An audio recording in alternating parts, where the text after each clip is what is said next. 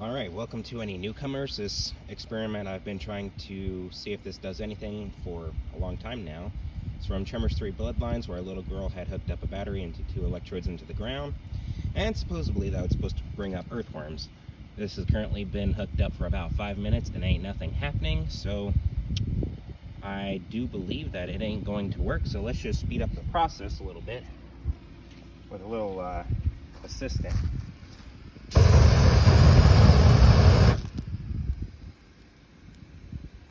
I don't think that helped. Dang. I really thought I'd had it this time. Oh well.